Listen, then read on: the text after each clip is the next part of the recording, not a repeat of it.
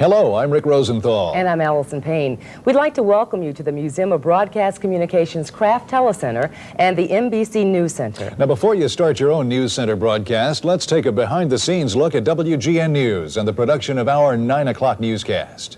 45, we got a fire on the fourth floor. It's under control. News coverage begins at the assignment desk, where assignment editors monitor police and fire radios, check out phone leads, and sift through an endless stream of news releases. Reporters and camera crews are assigned to cover a variety of news and feature stories. Some of the coverage is predictable, such as news conferences and appearances by public officials. Other stories are far less predictable: tornadoes, fires, crimes, breaking news. The reporter and the camera person gather all the audio and video needed to tell the story.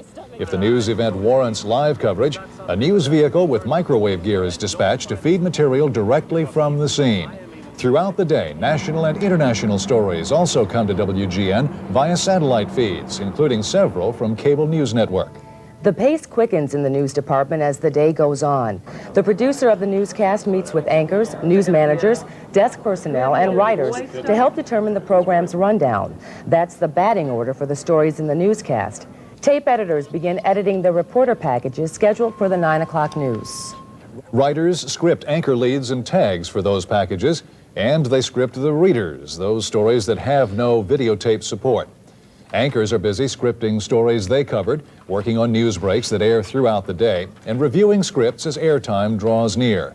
A graphic artist works with an electronic palette to compose computer graphics to enhance the presentation of many of the news stories. In the weather office, Tom Skilling is busy reviewing computer data, putting satellite photos in sequence, composing scores of weather graphics, and fine-tuning his nightly predictions.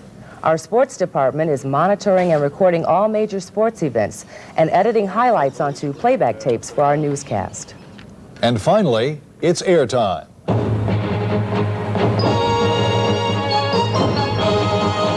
There are a lot of people behind the scenes at WGN who get the newscast on the air, just as is the case here at the NBC News Center. In the control room, the director and his or her technical staff switch between various video and audio sources, both live and on tape. They add graphics, and let's not forget this one, insert commercials at the appropriate times, too. A tape playback engineer uses 4 playback machines to air 40 or more tapes during a typical 1-hour newscast. In the studio, camera operators frame shots, a floor director cues talent, and a stagehand keeps the teleprompter in sync with the reading pace of the anchors. Tom Skilling next to tell us. It's been another busy news day, and scores of people, assignment editors, reporters, producers, writers, technicians, have all rallied to bring an hour of news, weather, and sports into your home. The NBC News Center is your chance to see what it's like to put a finished newscast on the air. So adjust your NBC News blazer, make sure your microphone is on, and rehearse your script one last time. Wait for your cue. Your NBC News Center newscast is about to begin. For WGN News and the Museum of Broadcast Communications, I'm Allison Payne. I'm Rick Rosenthal. Enjoy your visit to the museum and your NBC News Center experience.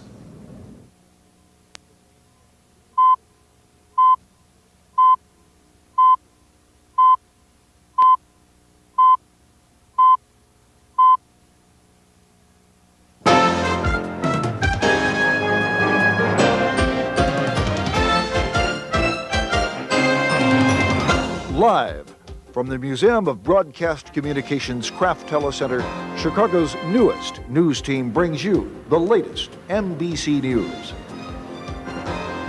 Good afternoon from the NBC News Center. I'm Jim Reppert. And I'm Bob Glenn. These are the top stories at this hour. President Bush arrived in Houston to meet with the leaders of the 7 industrial nations. Bush opened the summit with a vow to continue the UN-imposed sanctions on Iraq and a hope to unite the world leaders. Together we're called upon as allies and as friends to work toward decisions here in Houston that will bring a new stability and prosperity to the world. The leaders are expected to discuss the global environment as well as economic conditions in Eastern Europe. NBC News will have live coverage of the summit beginning at 7 this evening. Chicago City Hall is cracking down on unpaid parking tickets. The City Council passed a tough new parking law, so motorists beware. 5 unpaid tickets and your vehicle is eligible for the Denver boot. After 10 unpaid tickets, your license will be suspended. The city hopes to put an extra $10 million in the city treasury from those additional fines. Mayor Daley and School Superintendent Ted Ryan introduced 3 new R's for Chicago's ailing public schools. The leaders spoke at a meeting of local school council members today at the University of Illinois. Both the mayor and the superintendent vowed to reform, restructure, and revitalize the financially troubled schools. Keep sight of the fact that this isn't about jobs or about politics. It's about giving our children the best possible start in life. When we return, a fire sends 4 people to the hospital, plus the perfect gift for puzzle lovers.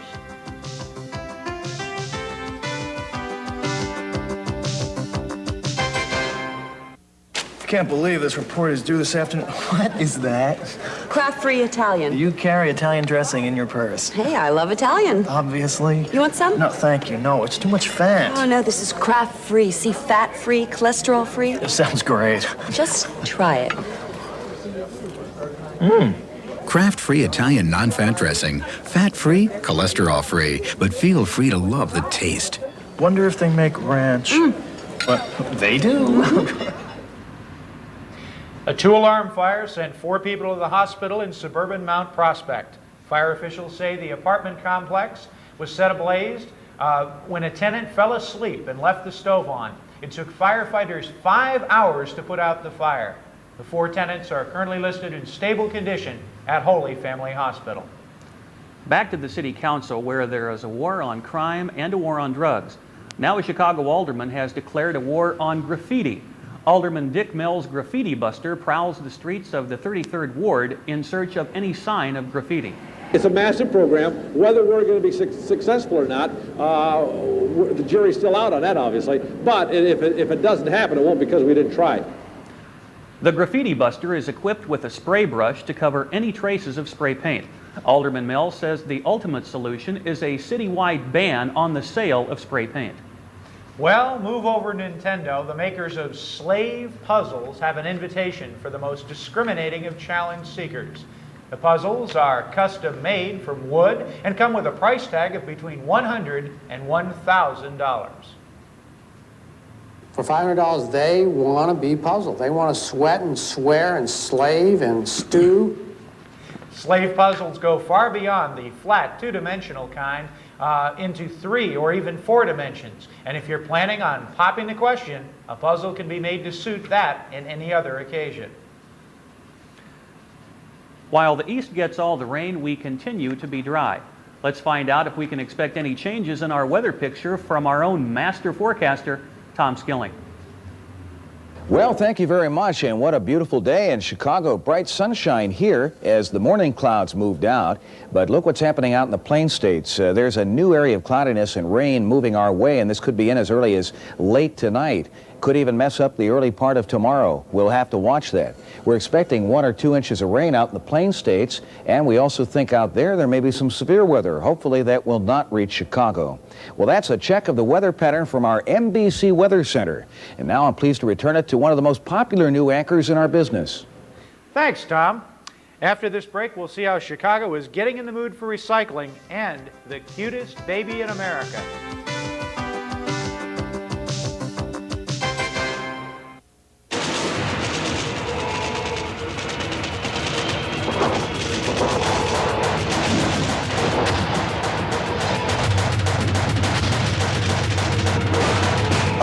Weapons used in the world in the last 40 years, none had more power than this one.